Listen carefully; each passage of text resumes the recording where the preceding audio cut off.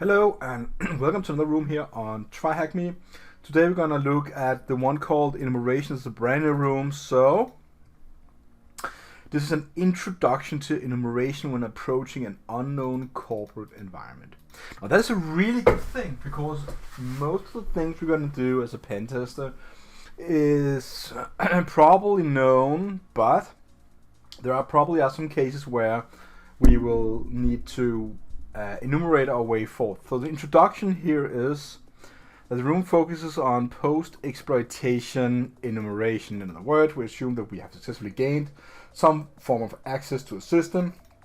Moreover, we may have carried out privilege escalation. In other words, we might have admin or root privileges on the target system. Some of the techniques and tools discussed in the room will still be helpful for the output, even with the unprivileged account. Not root or not administrator. There are some other rooms that you could also check out here called Windows Privesk, Linux Privesk, or WinPeace Linpeace. This is not rooms, but it's handy scripts, and these two here are rooms on TryHackMe, but these two here down below, Linpeace and WinPeace, are scripts. WinPeace is a script to enumerate Windows, and Linpeace for Linux, Win for Windows, is for enumerating Linux. Now, it says something like, we assume that you have access to a command line interface on the target, such as bash or Linux system command, starting with one type of shell. We would just issue the command PowerShell to start PowerShell interactive command in the terminal below. Now, so PowerShell is a very interesting tool you can run in Windows. It's kind of the same as, you know, I wouldn't compare it directly to bash, but it is more or less the same. You can just do a lot of more, you know, they got some pretty interesting scripting stuff going on there you can do, and it is also something you can use to do further privilege escalation, and well, you could do many things there with the script. So it's kind of, if you have access to PowerShell, you probably will own the box. That is probably the way to go. The room is focused. The room is organized as the follows: purpose of enumeration, Linux enumeration with commonly installed tools, such as system uses networking and running systems, Microsoft Windows enumeration with built-in tools, system uses networking and running services, examples of additional tools, seatbelts. So some of these tools I haven't been using before, but you know, sometimes we all learn something new, and I really love this because then I create this video for you guys, and I really hope that you like it. So, what command should we use to start the PowerShell interactive command? Now, they just told us this up here, and it should probably be PowerShell. And this is the answer. So this is your first answer, and it's gonna be exactly like that. So, this is the first part of the introduction, so let's go to the purpose. Now, the purpose of this, when you gain a shell in the target system, you usually have a very basic knowledge of the system. Now, that is in most cases true. If it's a server, you already know which servers you have exploited. However, you don't necessarily know other details such as usernames, network shares, and so on. So the purpose behind post-exploitation enumeration is to gather as much information about the system as we can. So you're gonna try and look for stuff like this: other users, groups, hostname, routing tables, network shares, network services, application, banners, firewalls, and so on and so on. Then they say there is no way to list everything we might should stumble upon. For example, we might find SSH keys that grant us access to other systems. In SSH key-based authentication, we generate an SSH key pair, public-private of course. The proper key is installed on the server, and consequently the server will trust any system that can provide knowledge of the related private key. So that is really fine. Furthermore, they talk about stumble upon sensitive data saved among the user documents or desktop dictionaries. Think that someone might keep a password.txt or password.whatever XLSX instead of a proper password manager. Source code might also contain keys or password left lurking around, especially in the source code, if it's not intended to be made public. So there's very good information here. So we talk about an SSH key based authentication. Which key does the client need? It's the private key. Let's just go and write that private key. There we go. So the next one here is the concrete example. I already booted up the machine, so it'll be a bit faster for us. This is the Linux part of the enumeration. And they show this lovely image where you can find different kind of things. Now, the task focuses on enumerating Linux machines after accessing a shell. So, although some commands provide information on more than what we see in the area, we tried to group commands into 4 categories depending on the information we require: system use, networking, and running services. Okay, so when we recommend that you do these start a tag box or start machine, so you can experiment the answers to the question in the task. Alright, so what is it we need to do? On a Linux system, we can get more information about Linux distribution by doing the -release, and that is of course the command here. You're doing ls on the -release, and you can see different kind of files that contain the word release. And what we need is the OS release, so you cat it out below and see stuff like the OS, the version, and so on.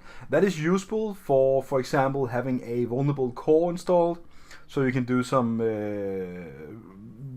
execute some sort of vulnerability on the core that most likely will grant you a higher privileged user. And there are different kind of examples here. Try on a Fedora system.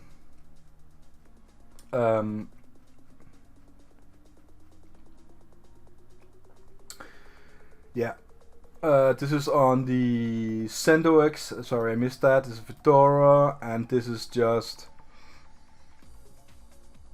we can find the system name using the command host name. So yeah, there are different things. I'm reading at the same time, so bear with me. I haven't done this room before. Various files of the system can provide plenty of user information in particular. So you can look at different places like this, and if you've watched my videos already, you know that I already check these kind of things. Maybe not the group one that much, but you know, password and shadow, especially if you can get access to that, that's gonna be beautiful.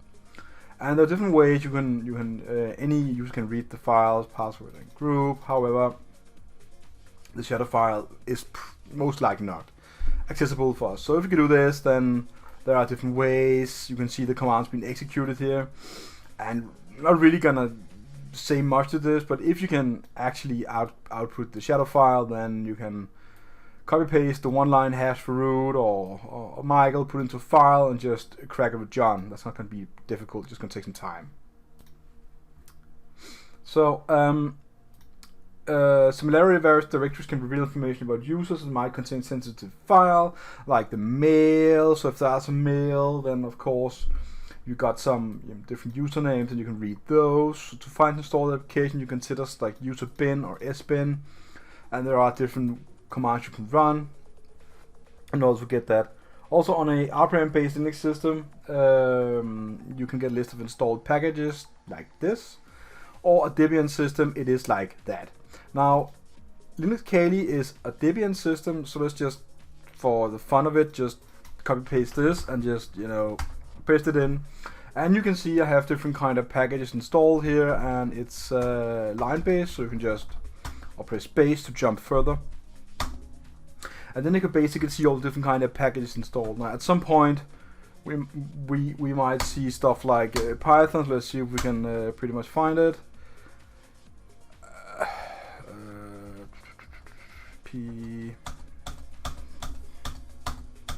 A lot of L for lib.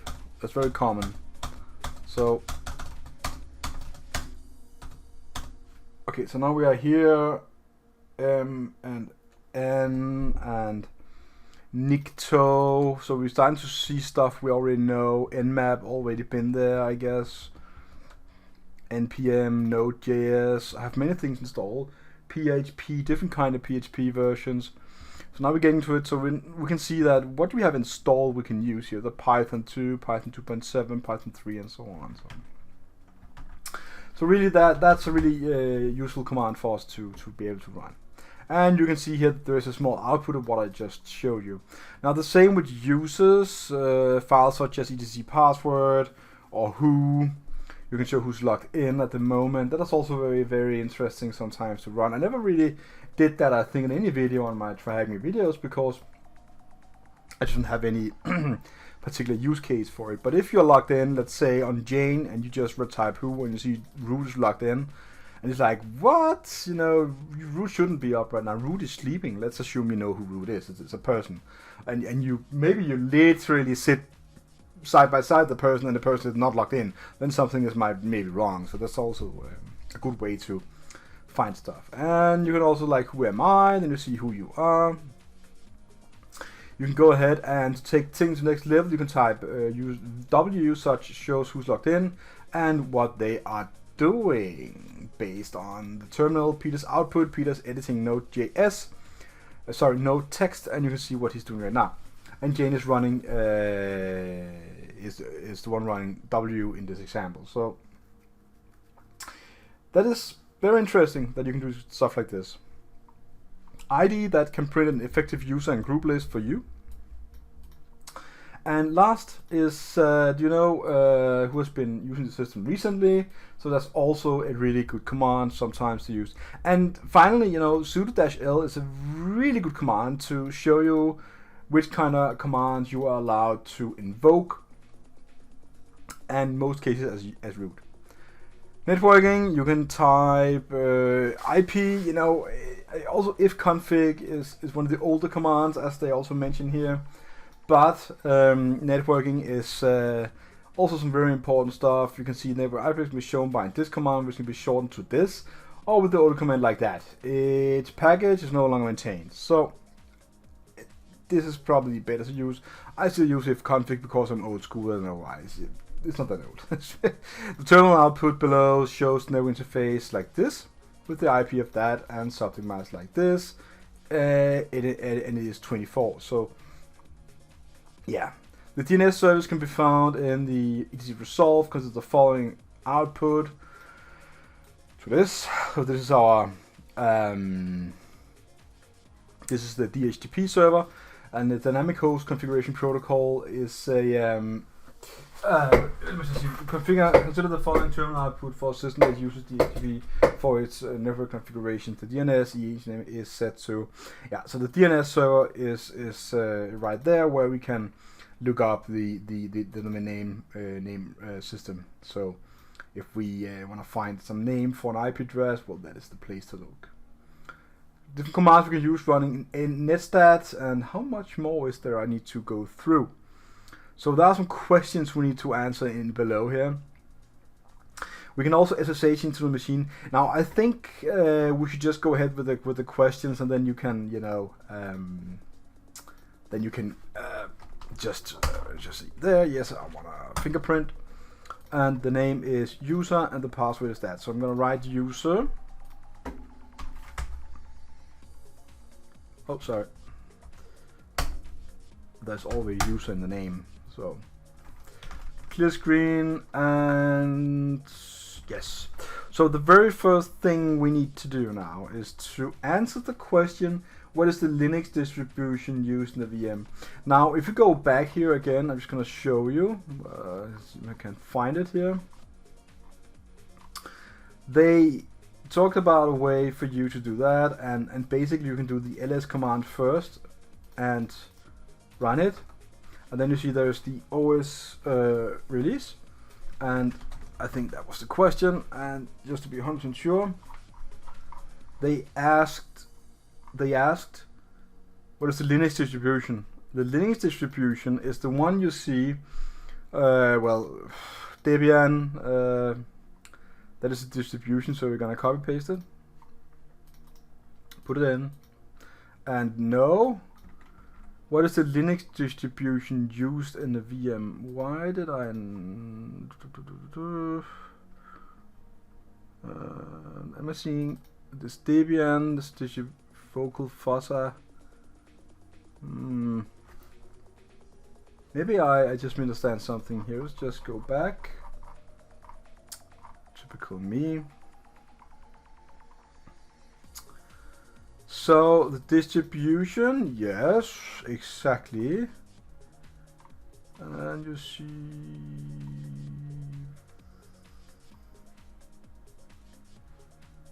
yes. I think I did the right thing here. So let's just go back and see.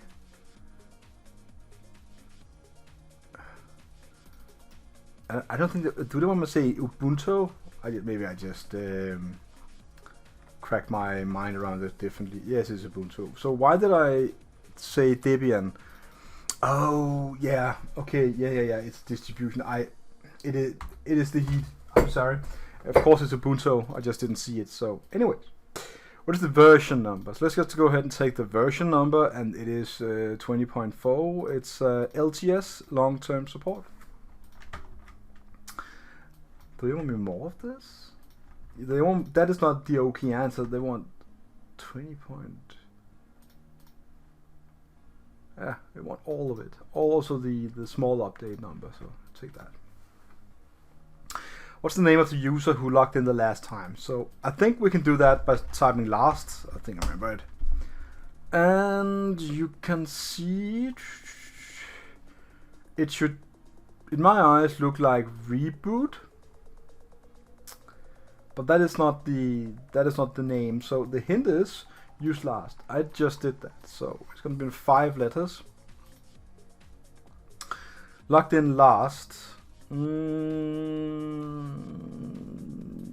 isn't that last?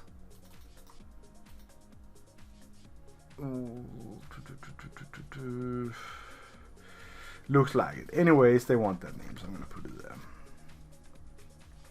What is the highest listening TCP port? Now, this is one of the things that we haven't been talked about. You can do the, I think this is the command we're going to use. So ps,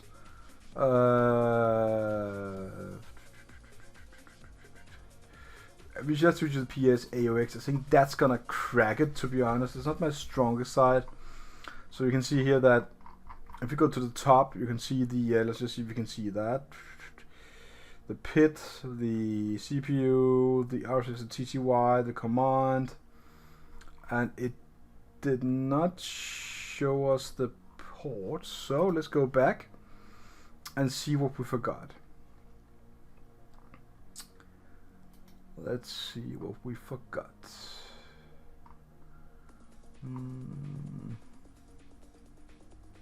Read the port name. And where did we find that? This is not my strongest side. I want to be honest about that. No shame in that. So maybe, yeah, I feel this is the command. I let's just try and run it. I did that once at some time. What? There's that. Yeah, there's some port here, so that's really good. The highest port listening, it's a state of listen. So far the candidate is 6667, so I think that's gonna be my answer. So let's go get this 667. That's really good. And the reason for that command that I chose was it will show all TCP UDP listening established connection to the program, names, address, and ports. So it kind of stands right there. This is the one. If you wanna, I think if you look at the netstat help, you can find the individual small flags here, or attributes, whatever you call them, and you can see what the command is showing. Then, what is the program? What is the program name of the service listening on it? So that would be, there's no program name. Let's just see again. Let's take the hint. Use sudo netstat. Get the program name. Okay, so we need to actually sudo in front of it, and it didn't really. And the password for user, we got that right here. So it's this particular name here. Password, paste it in, and now we have it. It's called 722 inspired. So Let's see, was this too much text? No, maybe they just wanted without. Yes, that's great. So yeah, you need to put sudo in front of it to get the more specific information in this particular case. So there's a script running in the background. Its name starts with tmh. What is the name of the script?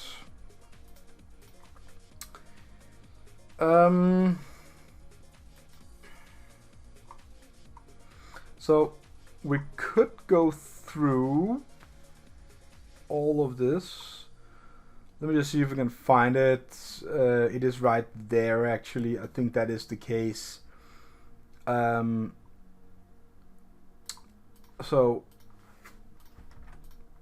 what we could do is take this command we execute to get all the processes, and see. We're looking for this one here. So let me just clear the screen, say ps aux. Then you can go ahead and grab that one, and capitalized. Then you will get out the different parts that contain that name. So that would also be a way. Now this is done. We can go all the way up, and I really recommend you read all this. Most of this is something that I look up when I need it. I'm gonna be honest with you, I don't remember all these kind of things because I don't do them on a regular basis all day long. I just don't do it. What I remember really well is methodologies and approaches and how to find information. That is much more important and valued than remembering a command. I know there are so many certifications out there that it kind of drive you nuts because you need to remember everything all the time, and I don't believe in that kind of knowledge. I believe in methodologies, and if you know how to find it, you know how to get yourself together and actually know to find the thing you need. That is much more valued. Now enough of that. Let's terminate this machine here and go to the Windows one and just start it up. Go back to terminal, clear the screen, the connection is closed, everything is good. So now that we finished the Linux one and did some basic enumeration, I wouldn't really say we ran anything, but are there more machines we need to boot up after this? No, it's just some text we have to read. So in this machine here, we kind of get the same thing. A lot of commands we can execute, and then we need to answer some questions. Now we need to SSH into the machine when it's done loading. So while it loads, let's just have a casual look here. We got some op tables. The same kind of thing again with the netstat and the adno and the IP config. The local group for administrators and local group just there. The netstat user, the net user, sorry, can be used by running. And you can see here the who am I groups, so we can see different kind of things there. And the who am I, the basic one. It looks a bit more advanced when you look at the Windows one because they put more information, and always information. Let's just get started now. The server is probably up, so let's go ahead and ping it. The server's not called who am I. Let's just take the IP address like that, copy paste it, go back, put it in, and we can log in. So let's go down all the way to Mississippi. There we go, and put it in. Yes, it's for user. Let's take the password like that. It's a very safe password. And when. So let me just see. Can I? Yeah.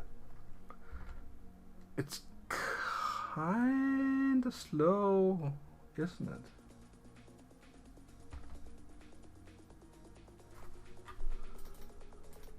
Why is that?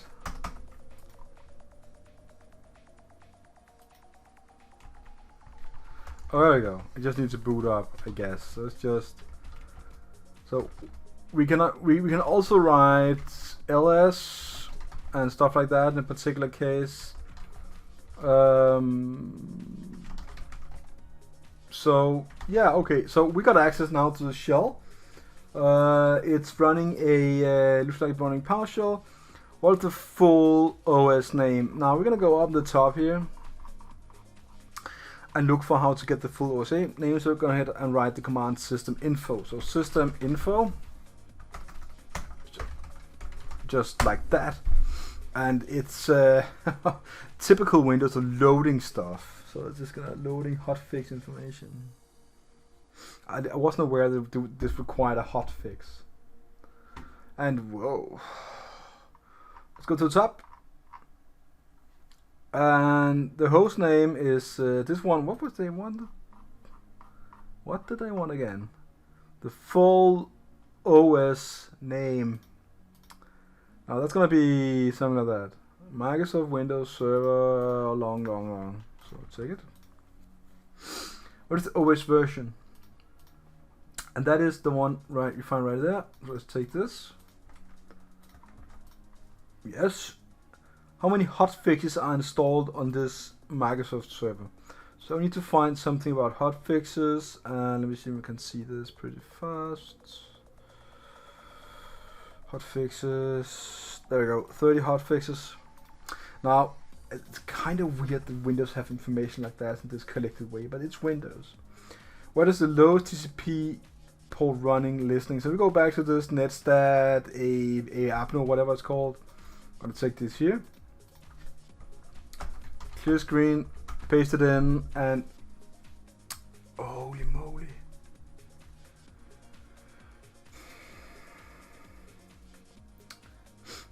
Okay.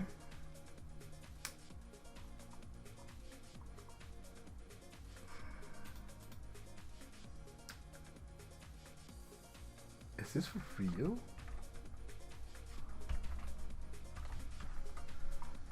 Or if you just do that and then you just, you know, terminate. So we have something really listening on 1, 2, 3 and listening on 22. You see that by here, and I think, yeah, 22 is the very first one. I have no idea why it just jumped at me like that. What is the name of the program? It's we need the now we need to do something in Windows. What is that? So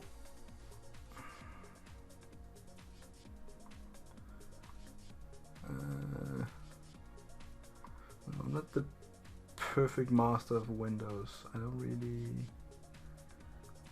name of the program, or maybe they want to. It's SSH. I know it's SSH, but is that what they want?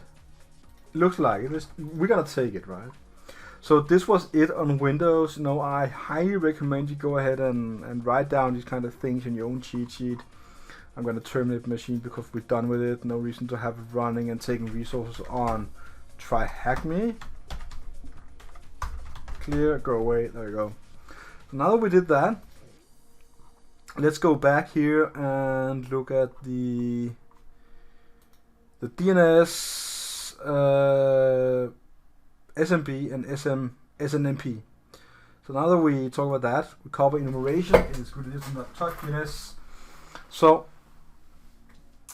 do we want to knowing? Oh, this is continuing a lot. What's it? Long the domain name. So IP. Oh, I shouldn't have shut it down. You know, I was too fast. Let's take it back again and let's just start reading, and it will be back up pretty fast. So that's okay, I guess. We are familiar with the domain name system DNS queries, where we can look up A and Quattro A CNAMEs and TC records, among others. If you want to brush up on your DNS knowledge, go read this. Another room on TryHackMe I recommend you do if we can get a copy of all the records. That is a DNS server. If responsible for answering, we might discover hosts we didn't know existed, which is very true. One easy way to try DNS zone transfer is via dig command. You can use the learn more about dig and similar commands, which is just checking the passive reconnaissance room. I think I did that once actually. Just have a look at it. Yeah, I did this at some point. I don't remember exactly. I think I did a room on it on my YouTube channel, if I'm not mistaken. Depending on DNS server configuration, DNS zone transfer might be restricted. If it's not restricted, it should be achievable using this command right there. The TAX indicates that the requesting zone transfer. Let's see, did they put the IP in? Oh yeah, they did. So we need to keep room running, so okay. So let's just start looking at the questions. Knowing that the domain name is red teams in edge, use dig to carry out domain transfer. What is the flag to get at records? So let's go ahead and just SSH back in. So we got the SSH here in the other part. And this is what happens when you just click too fast. And it's connection fused. Wow, really? What's that? Ping 10 10 236 37.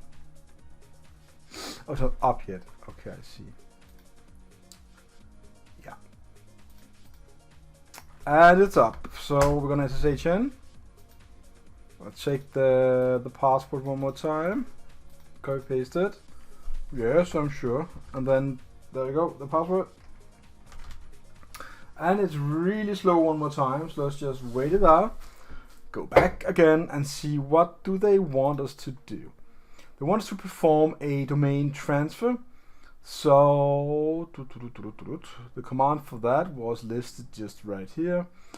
It is the dig command -g, and you do the AXFR, the domain name. We got that right here, and then we're gonna put in the name of @DNS server. So I think that's gonna be it really. So let's just copy paste this command right here and say copy pasta,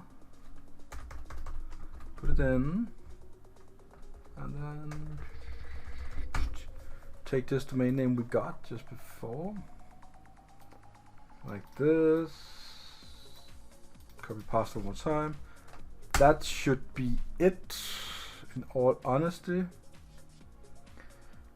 Taking its time.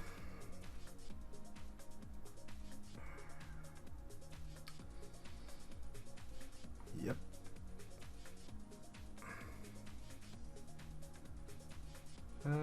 It's not recognized. Oh, right. We're not going to do this on. Let me see one time. Is this?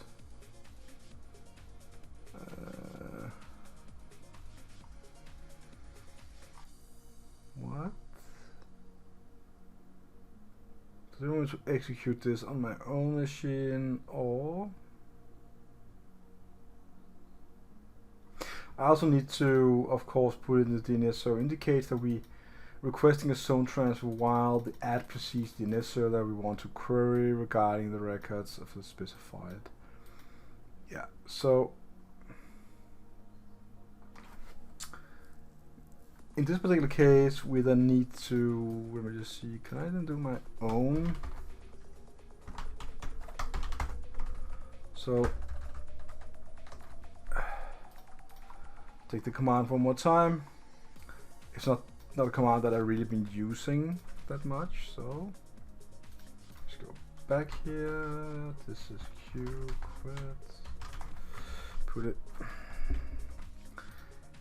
I would say that copy pasting is getting more and more difficult every day. Copy pasting is really difficult. Copy, come on now, please. So domain name is, we're just gonna go back to copy pasting one more time. Red team, no. Oh God. As you can see, not the only issues that I experience. There are many things that I experience. So let's go back. Red team, thank you, and copy, paste it in, and they want to find this DNS server. So let's go back.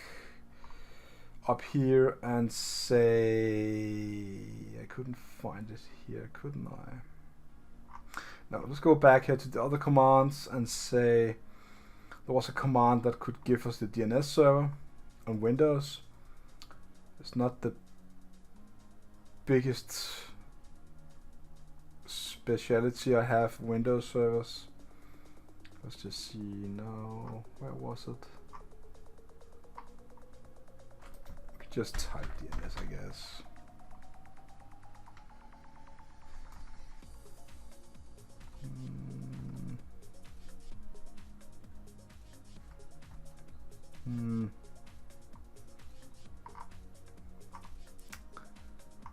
Okay. Maybe I am missing. It must be the heat. I cannot remember anything at the moment. Let's just try net start. I'm gonna see what this gives me now. Now I'll learn something. So, okay, so me a lot of different kind of things we have installed here and not installed. Things that are services that are started. Okay, so that's not the thing we want. Then we're gonna back here and say no, no, no. Who am I? It's not the command, not groups. Net user is not the one. We could try ipconfig all and see if we get. I think that might be right. So DNS servers are here, so that's the DNS server. Let's take it. Assuming this is correct. Let's try it.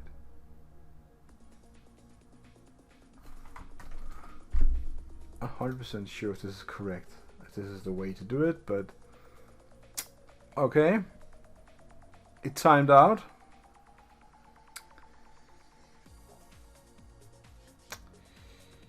Well, try again. Time that one more time. So let's see. We get 3 times out. Why is that? So we'll just see one more time. We need to write here.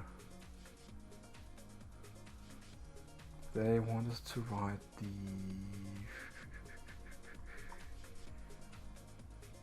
So it says DNS zone transfer might be restricted, should be achievable by while the proceeds in this server that we want to occur regarding the records related to the specified domain name. Yes.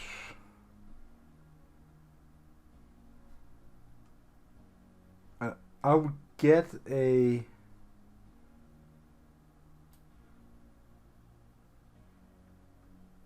so can I actually access this?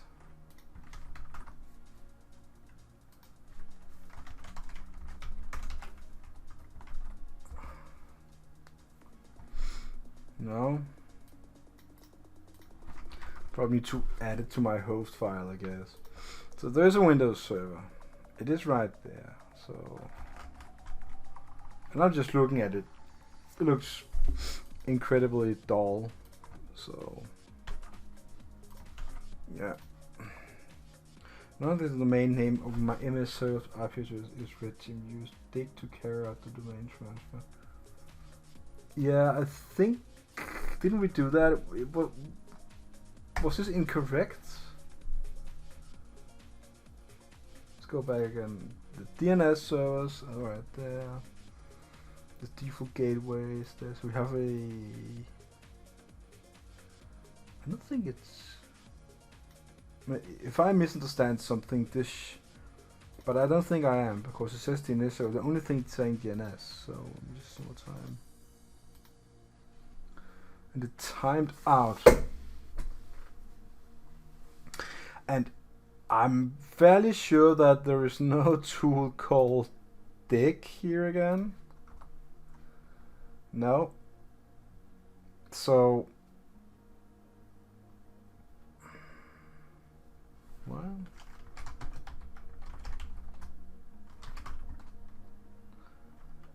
Yeah, it doesn't look like it, so we're gonna go back one more time and just have a look at this. Alright, so I apologize for the brain fart. I totally didn't think correct. I need to put in the IP address of the actual server that I'm requesting. And when I did that, I just did it right now because I was like, oh, this is weird. So of course I need to put in the IP address of the server, not the actual DNS server. That flaw you might also make. It's because I don't really don't use these tools normally. So I apologize. It is of course the IP address of the server you're going to the query on, and the flag is DNS zone. So now we did that, we can put it in. What is the name of the share available or the SNMP protocol, and start with TMH.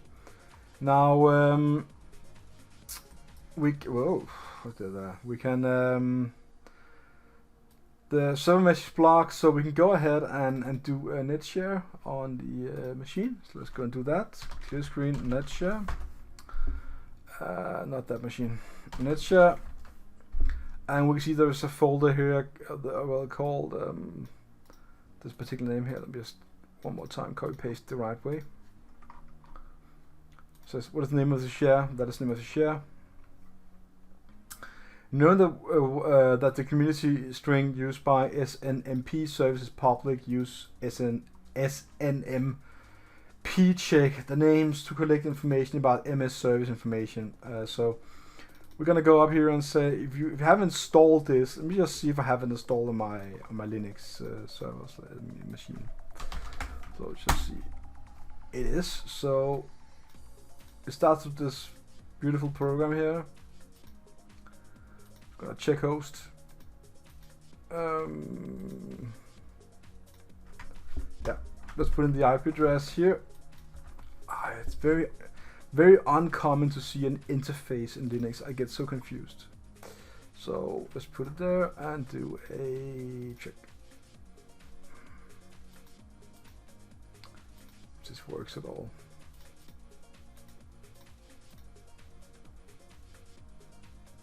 Check host.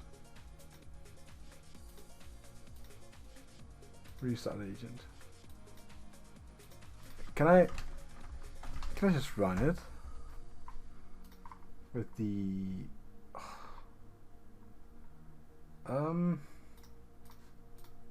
is it possible to do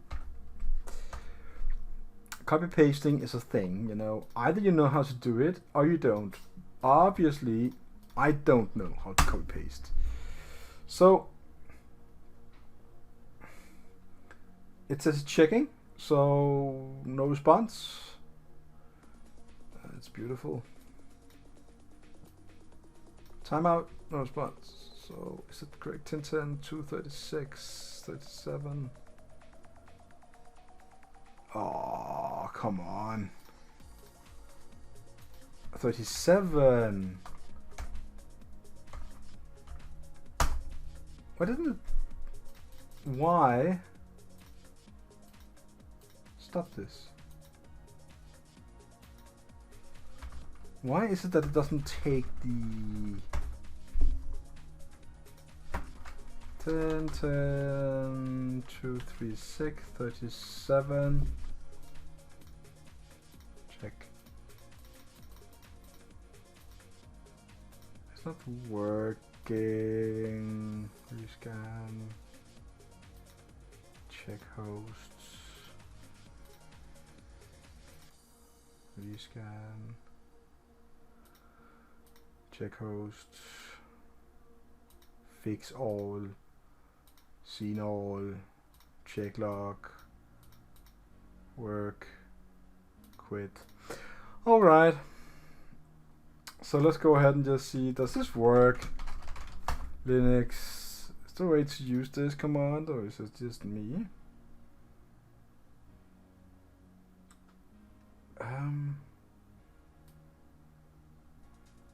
Is there a command line version? Oh, there's a command line version.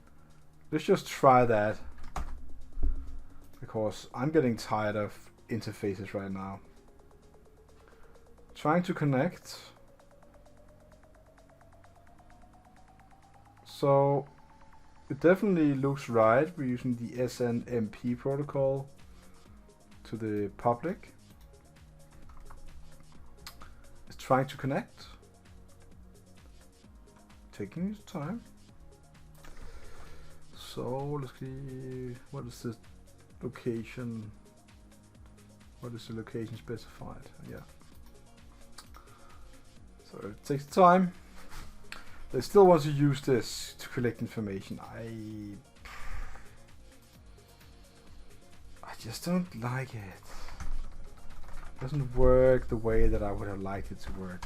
So if I type in something like that, it's oh, there's a flaw in the graphics. Who would have guessed that? So we find all the flaws here on Security in Mind. We find it all, and it is for me to tell you that this is intentional. Then there is a missing 7. As you can see, it looks like it. So we have timeout responses. Beautiful. Let's try and ping it. I can ping it. Oh, it's kind of slow. It is kind of slow. Alright, so for the sake of the length of this, let me just take the hint. Consider running. Okay, so let's just consider running this then.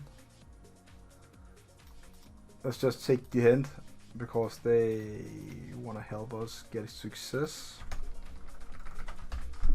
So without the RB, because we have it pointed there, so let's just take it. This is confusing. Let's just do it without all of this. So the public folder and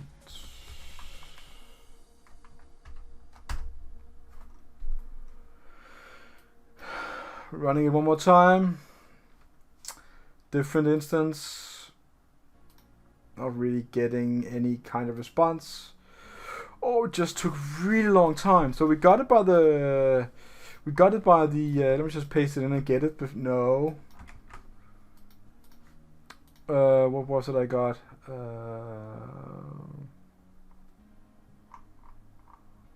Holy moly. Got a lot of things here.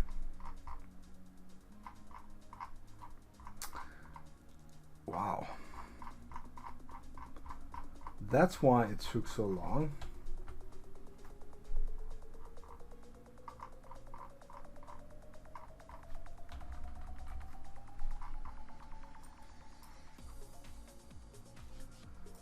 Okay, please.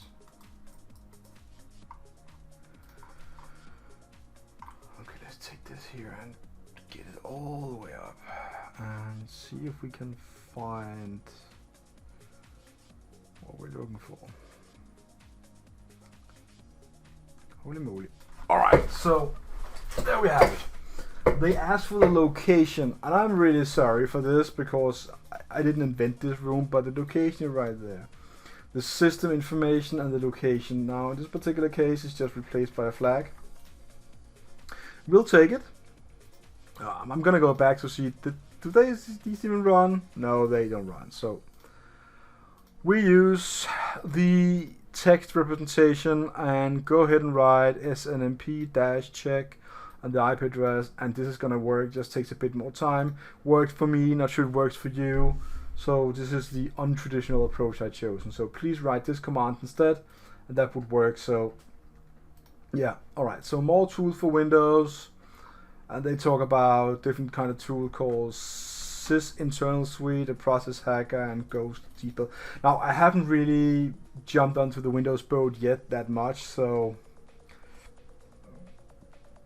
oops, I'm not really sure if I'm gonna say much about this, but it's definitely things for you to read. And what utility from is for logged in users. That's a name. So for logged in users, you use the PS logged on. So yeah, it's a command line and Go utility, so it's, yeah, you can use that for enumeration. It's pretty good. Conclusion is that all these is done, and you need the different kind of general commands to do basic enumeration for Linux and basic enumeration for Windows. I think this room is really good. I like this room, but, and this is with a but, I'm no fan of running tools that doesn't work. And whether this was the case of being unlucky or what, I don't know. I really don't want to know. But this is the way it is. It worked. We did it. I had my troubles. It's a long video, but it was like the honest length of this kind of room. And I really hope you like it. And if you did so, please consider subscribing to my channel. And leave comment below. Let me know if you think what I did is totally silly, or you could use it for something. I know it's long, but it is the way it is. So until next time, see you again. Have a really nice day.